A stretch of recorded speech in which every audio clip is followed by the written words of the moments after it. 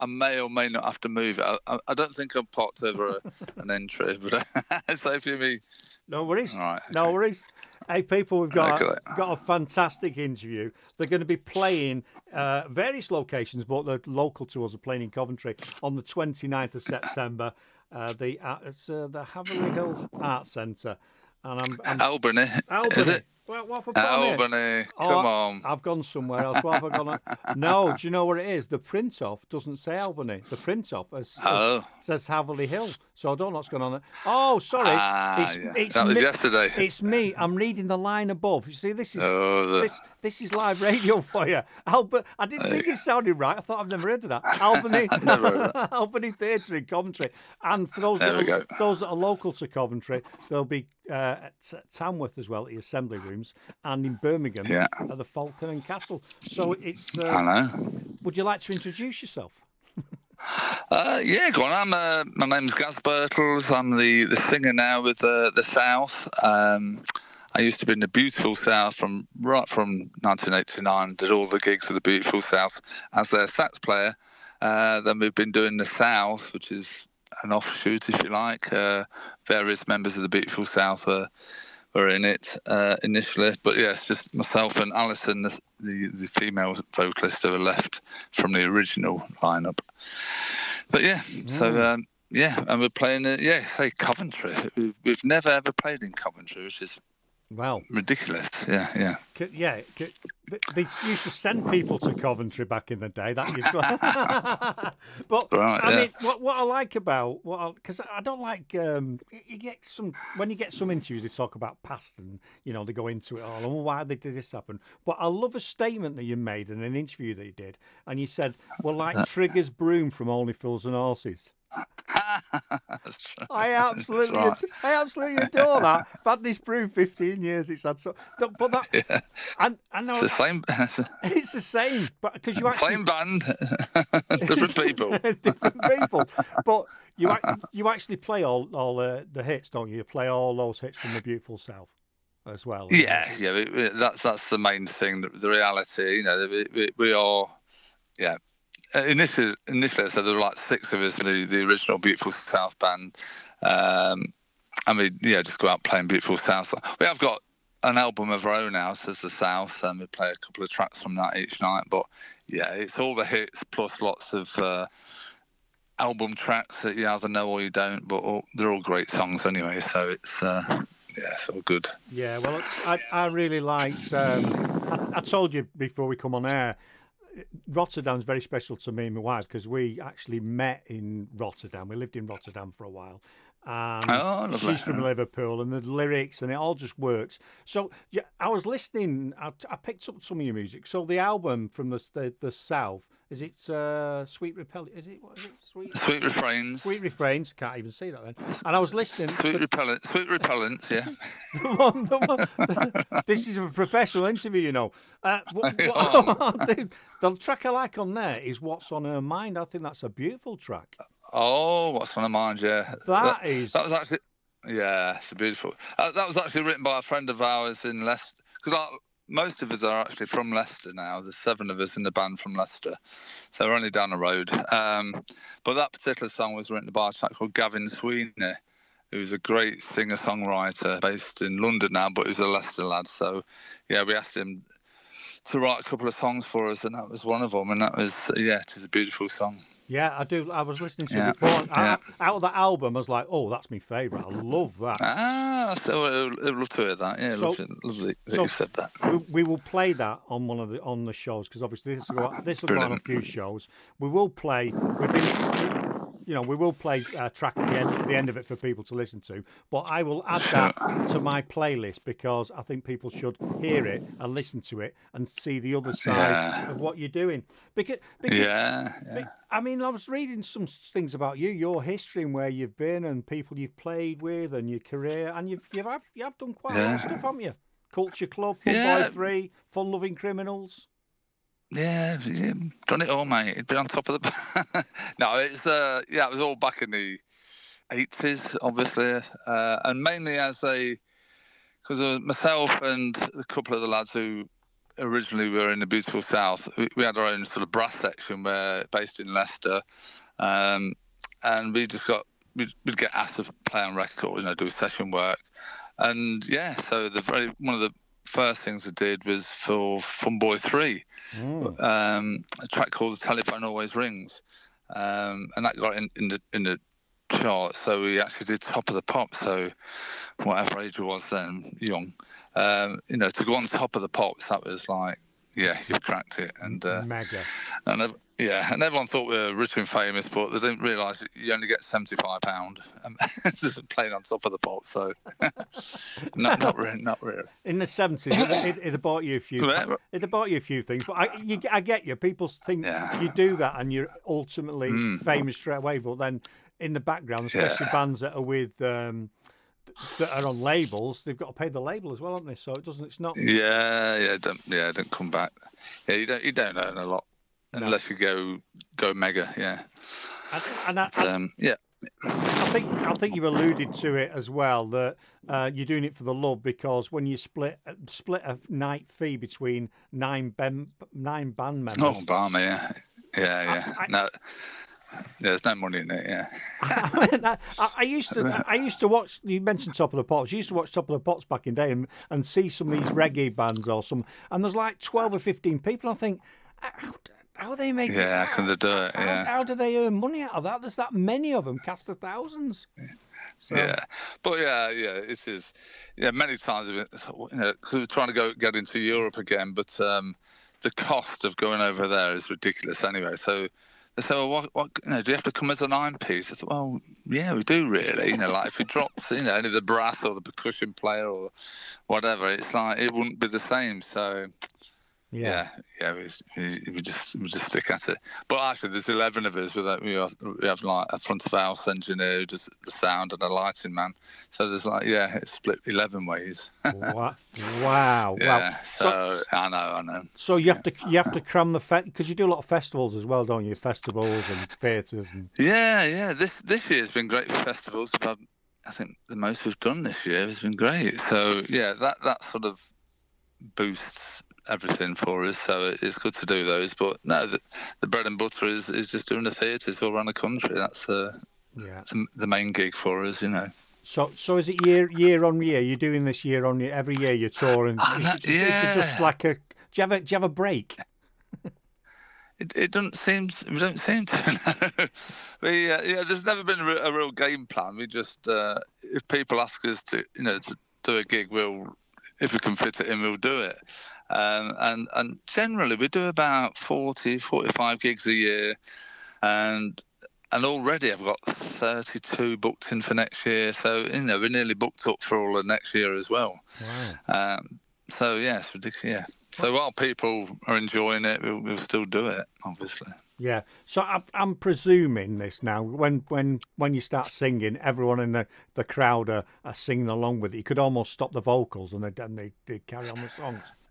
Well, that can be the case, but it's all down to different parts of the country or the actual venue atmosphere itself. Because we do a lot of sit-down theatres now, and generally then they want to just. Well, they don't want to just sit and listen, but the environment sort of dictates that you sit and listen. Whereas other shows we'll do, and like I say, they're all singing on every word. We do a show every year up in Holmfirth at the Picturedrome, and we've done that every single sort of Christmas, beginning of December, and that's like a end of year party for everyone, and everyone's singing louder than this. And I thought, wow, it's mental. So but then equally, like we did a gig the other night in Haverhill that you quite rightly picked up on, and that was quite a laid back audience and a small little theatre, and so what? But that's fine. People enjoyed it. Then by the end of the second set, the end of the set, people were up and dancing in the aisles and stuff. So I think we cover all angles of great songs, hopefully sung well and played well, but then all the hits that you want to hear as well. So that's cool. Yeah, no, it's been great. Because you keep to the original way it's played, don't you? You've not messed about with it. You keep it true to the original form. Yeah, definitely. Which is weird. I remember even through all the Beautiful South days, I thought, oh, surely, let's change it around a bit. But no, and we're all the same, aren't we? We turn up to go and see an artist that you love, and if they start doing it in a jazz style or changing the melody, you're trying to sing along to it, and the band are playing something different. So I think no, generally it's all pretty much as is. And it's still exciting, I must admit, and it's powerful stuff, like sort of the brass section and percussionist on top of it. So yeah, I think it's a lot of people. Again, in the Beautiful South days, it was always like, oh, the Beautiful South, they're a bit sort of middle of the road. No, it's not. The lyrics are barbed, angsty songs, and live, it's always been that big punchy, brassy sort of band, really, so it's I think it's generally, if you get people who've never seen us before, they always come back and say, wow, A, I didn't realise I knew so many songs, and B, what a great live band it is, so yeah, it works. Great songs carry on, Yeah, they do, and it's not. And you're right, because all too often, if people do change things around, and it's not what you're expecting, is it? But I can imagine, as an artist or a performer, that people change it around because they get potentially bored with listening to it and want to mix it up, because you're performing that. It might be the first time we've heard or seen you live in wherever, or the first time ever. But for you guys, you're doing it day in, day out, aren't you? Yeah. So it's I'm sorry, yeah, it is. But the way we sort of, not get enjoyment, that's the wrong word, but mix it up for ourselves. We just sort of try and find great album tracks that we delve into and try and learn and sort of make our own slightly, because with all the hit singles, that's what people want, but we've done a few sort of not so well known album tracks, and sort of all of a sudden you think, wow, that sounds better than we did, the album was, so yeah, it's good for us to find new tracks that we want to get our teeth into, really.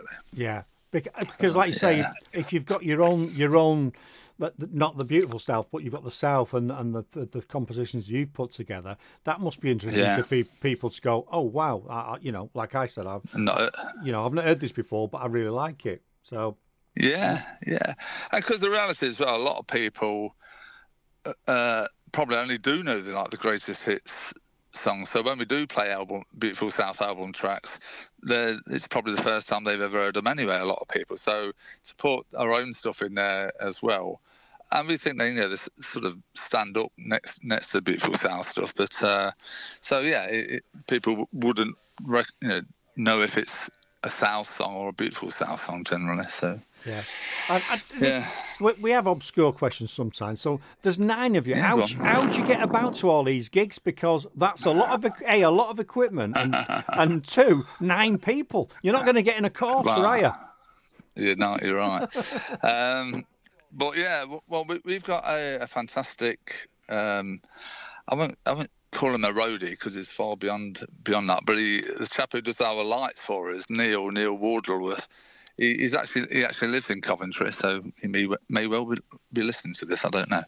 Nice. But yeah, he comes over to Leicester, picks all our gear up from a lockup in his van, loads it up, then drives to the gig, unloads it, sets it up on stage, and does the lights as well. And he travels with our front of house sound engineer, so the pair of them sort of get all the stage set up for us. Then the rest of us, normally we just travel in a 9, we hire a 9-seater minibus, and there's 9 of us, and I usually do all the driving because I'm a rubbish passenger. So yeah, I shouldn't be in the band. I tell you, I travel the up and down the country, and I have to drive. It's ridiculous. That's crazy. I know. I'm rubbish. I was expecting to say we've got a tour bus and it's wild and the bar's rocking and music's playing and we go from town to town and we do our stuff. Then we all toddle off again. So the illusion's busted. No. Well, also because I'm sort of the manager as well, so I sort of do all the bookings and sort of plan it all out. And where possible, if we're more than my rule of thumb: if we're more than 2 hours away from Leicester after a gig, we stay in a hotel. So, but that in itself, especially since COVID, the price of hotels is ridiculous. So, you can be talking like $1,000 just for the hotels. You know what I mean? It's ridiculous. Jeez, yeah. Well, because as well, we're not 21-year-old who want to share a bedroom with your mate. You know what I mean? We're all grown up and whatever. So we all have to have a room each, and so that's 11 rooms. It's ridiculous. So yeah. We need to be sponsored by Premier Inn, I tell you. You do. They need to get on board. Don't tell the rest of the band. You need to go down to a 3-piece. Well, that's the other option, yeah. But it is amazing that you're still doing stuff. A lot of you from the same location, and you're still enjoying it and loving it, and that's great to hear. And it's absolutely wonderful, man. Wonderful. Yeah, well, I think being a musician, full stop. That you're in it for life. Once you pick up that guitar or saxophone when you're 18, sorry, mate, you're here for the rest of your life. So we all. This is what we all do. The rest of the band have all got other projects on and other bands that they play with as well. But they usually prioritise the South, so it all revolves around our calendar. What they do, but some of the band members are gigging probably 5 nights a week. Wow. Whereas we only do, weekends, 2 or 3 days each weekend. So but the others are proper workers, not like myself. I don't know. It sounds like you're doing everything. You manage the band, you drive the band around, because that's the other thing. Because the saxophone is one of those. Because you're a saxophonist. And now you obviously do the vocals. But for me, I think you've said you was inspired by Fun-Loving Criminals, and for me it was UB40 when I first did that, and Baker Street when I first did the saxophone, and I was like, wow, that just gets to you, doesn't it? The sound of it is, and it's on so many records that I don't think people realise, and it's a fantastic instrument to add a bit of something to a tune, isn't it? It's wonderful. It's a wonderful thing. Yeah, definitely. Yeah. Well, no, it was actually Roxy Music that got me into it when I was about 18. Yeah. So Andy Mackay, the sax player with Roxy Music, seeing him on Top of the Pops doing Virginia playing, that was it. I thought, right, that's me. Me and my mate went out and bought a saxophone for 25 quid. We both worked on the gas boards as apprentice gas fitters, and then we all of a sudden in the world of music, we had to learn how to play it, and then got in bands, and that was it. Excellent. And the rest is history. And the rest, So do you go on, like you do the festivals and you're doing the theatres? Do you do any supports for other bands and go on with them, on tour with them? Is that something you do? No, we've never done that. Have we? No. I don't know why. Well, you're good enough on your own. I didn't mean it to say that you had to support anyone. No, not at all. No, not at all. No, it's a valid question, which I probably should look into. No, I don't know. you give me an idea now. Yeah, exactly. Yeah. Exactly. So you don't, when you do the festival, because obviously I was thinking about the festival, because you've obviously done festivals with people, and I just thought, I wonder if you did tours with them, or you had other people. I mean, you've got enough with 11 people. You don't want anyone touring with you as well, because that would just get ridiculous. That's it. Yeah, your ticket would have to be twice as much to pay everyone twice. So that's probably the reality of it. Yeah, if you're a 4-piece band, we could make a night of it with a similar group from a similar period, maybe. But I don't know. And also, not being funny, but because we're not the beautiful South, you know what I mean? I know it's the association, but we are not the beautiful South, and we're not Paul Eaton. So there's only a limited appeal, maybe, or whatever. I don't know. So you're doing a lot better than a lot of bands if you've already got 30 odd gigs for next year. So I was going to ask you then. So the lineup. So the lineup of the band. Do you want to go through them, or because save me reading it and messing it up, because I will do. Okay. Right. Okay. Well, on drums we have Dave Anderson, who is definitely, from my point of view, Leicester's finest drummer, and he should have been doing far bigger things in his heyday, which he is doing now. He's doing more work now than he has done, but he's a fantastic session drummer anyway. So Dave Anderson on drums. On bass, we have the strangely named Steve Nutter, and that's his real name. And he was like a boy genius. He's a multi-instrumentalist. When he was 12 or 14, he was a one-man band, with the cymbals and drum on his back. I think you're on something like Opportunity Knocks or something like that. So he's a genius. Then on keyboards, we have a fantastic keyboard player called Andy Price. Because all the Beautiful South songs are pretty much, keyboard led. To be fair, if you listen to all the stuff, it's all string, piano, organ, whatever. So he's got the biggest job in the band, really. So for him to have nailed all these great songs, because the original keyboard player was the Beautiful South was a chap called Damon Butcher, who was a genius, really. Mm-hmm. So for Andy Price to emulate his playing has been a real bonus for us.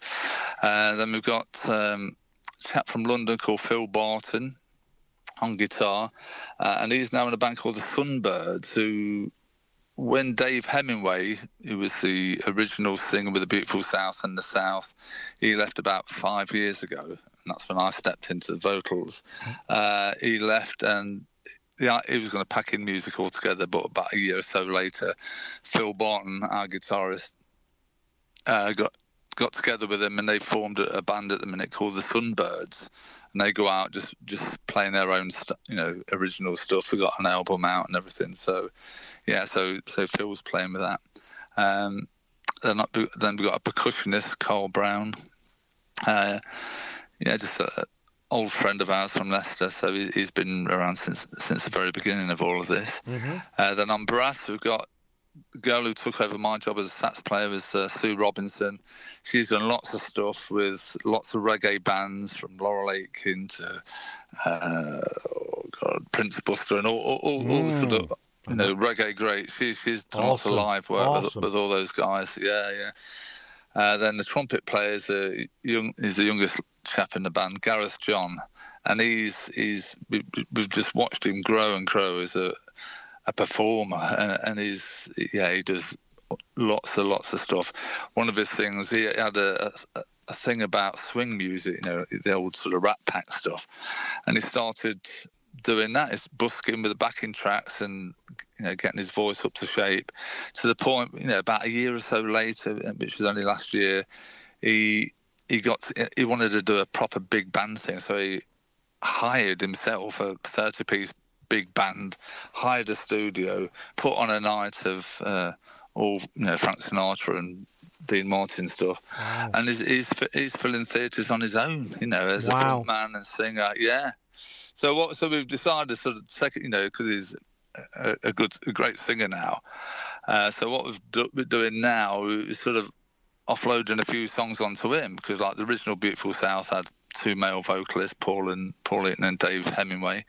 So Gareth's singing about 4 songs live now, where he takes the lead with Alison, and I play saxophone. So I go back to my old job. Nice. And so I think maybe as people kept coming up and saying, "Oh, that's a great show." I thought, is it a show? I don't know, but I think actually it probably is. We're all swapping instruments and changing 3 different front people and stuff. So I suppose it's an interesting watch.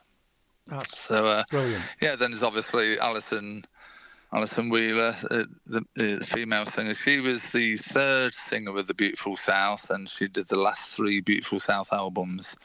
So so she's been there not as long as me. I've been there since '89, but she was there for the last 3 albums. So And that's Wonderful. it. None of it. Yeah, I yeah. know, wonderful. That really, it's really interesting now, and I'm glad you've gone through that because it.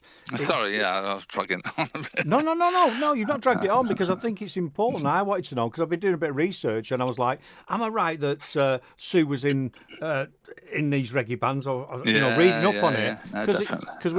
we have All right. a reggae show on a Thursday, and it's the sort of stuff that Dan plays on his show. He does old school Right. reggae and ska and all the rest of it in the show, so Right, he'd yeah. be interested in that. So it's really cool. It's really Yeah. cool. Same as Dave Anderson. Because to know Laurel Aitken, the reggae artist from Yes. Jamaica. He moved to England from Jamaica originally and moved to Leicester.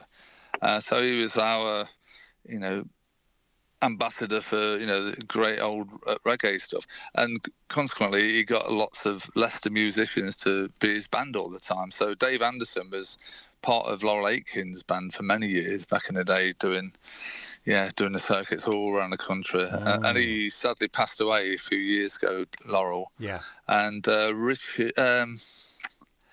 Chris Blackwell from Island Records, who'd actually sort of brought Laurel over from Jamaica originally. When he died, he paid for a big, lovely white hearse and white sort of coffin, and paid for a really glorious funeral for him. And just out of respect for him. So. Nice. Yeah, so some of our band, and I actually played with Laurel Aitken back in the day for a while as well. So, there's a big reggae thing in Leicester. Obviously is in Coventry as well, but there's that.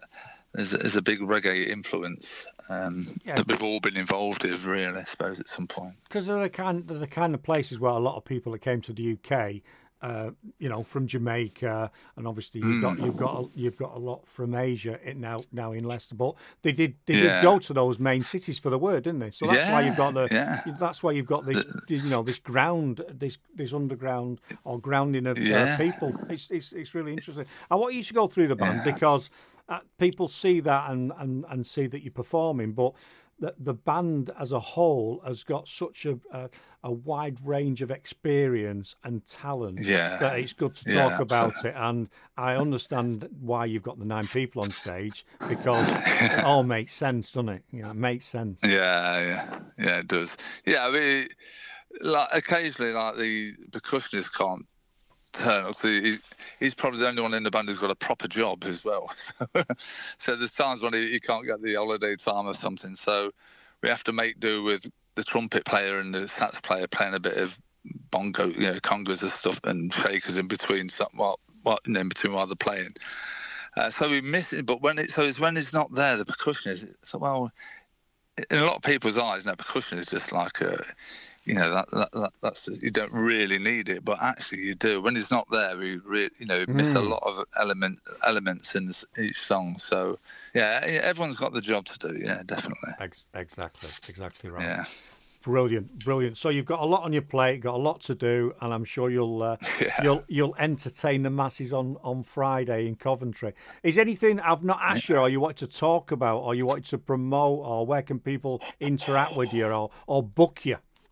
Book away. You can do it through our either Facebook. And I should know these. Rather called the South Band or the South UK. I never know which way, but we've just put the South. And we've also got a website called the South.co.uk, and there's a contact page on there, and it goes to the southmanager@gmail.com, and that comes directly to me. So I do all the bookings really, and brilliant. Yeah. Well, we'll try and grab all that and add it to our socials so people can get hold of it. Oh, brilliant. Do you know what? Cheers. It's been an absolute. I've been really looking forward to this. I was up this morning and go, I better make sure everything's in place for it. So it's been a pleasure to talk to you and get to understand a bit about you and the band, where you've come from, what you're doing, and we hope you have an absolute ball on Friday in Coventry. And the rest, go on. Yeah. So because we've never played Coventry, so looking forward to that anyway. But the ticket sales are doing really well, so it's going to be a great night. So I don't know, we've not we should have played there before. I know when you're obviously, clearly. When you're all in Leicester, you could save £1,000 on hotels and just drive back, couldn't you? Well, this weekend is like the first because we're doing Coventry on 20 half hour away. Saturday we're playing Hertford, which is like hour and 45, which is still drivable. Then on Sunday, Tamworth, which is half hour, 35 minutes. So quids in. We're saving on hotels. Derby's only down the road, isn't it? And Birmingham. So you'd be that's it. As long as you pay Go on, sorry. Yeah. So we rarely play the Midlands. That's the reality. And these have come about because I said we use a few agents, but I said to one of the agents, look, get some gigs in East and West Midlands. No, we never do it. So all of a sudden, all these came in. I thought, well, let's stick them all together and have a Midlands thing, so we don't have to, not too far. And also we can get a few friends and relatives over to see us who don't want to travel up to Holmfirth or Scarborough to see us. London. We're going to stay away from there. What a stay in the Midlands. Oh, we ain't going down that there, London. We're not doing that. We're not doing that at all. Excellent, man. It's been a pleasure chatting to you. It's been good, mate. I've really enjoyed it, and I wish you all continued success for the future, and your band of brothers and sisters, because there's a lot of you. There is, It must be like herding cats sometimes with 9 people. Well, it can be, definitely, especially if you're in the pub somewhere or several pubs somewhere. And come on! Need trackers. But no, generally, on them. Yeah. Well, I think there's WhatsApp for that, so we do all that WhatsApping each other, right? Yeah. Everyone down now, So let's go for it. Yeah. Well, what we're going to do after the interview, I'm going to play, because your agent sent the person who's done the booking. She sent you what did she send? She sent me a little time, I think. Is it a little time she sent me to play? Possibly. I don't know what she sends these days. Yeah, she sent a little time, which obviously is a massive hit. And on my shows, I'm going to play What's on Her Mind, because I like that. I want to introduce it to people. So thanks a lot. Well, you made me think now. We'll have to sort of regurgitate that and put that in the set, because it is a beautiful song. It is. Because we've been doing like Pigeonhole, a track called Pigeonhole off the album. Great live song, and a song called Second Coming. Got them. But you're right. That's a great song. Wonderful. Yeah, we'll dig into it again. Yeah. Excellent, mate. Well, you have a great day. Keep in touch. Lovely to chat to you again. Or if you're out, I'm only in Nuneaton, not a million miles away from you. So it'd be good, man. So thanks very much for coming on and giving us your time. And it's been great. It's been my pleasure. No problem. I'm sitting in the car park of an antique centre, so I thought, right, quick, I've got to get outside, quick. I've just been just been buying some more old rubbish, Rock and roll, you say? Rock and roll. Antiques. As we all are, yeah. Absolutely.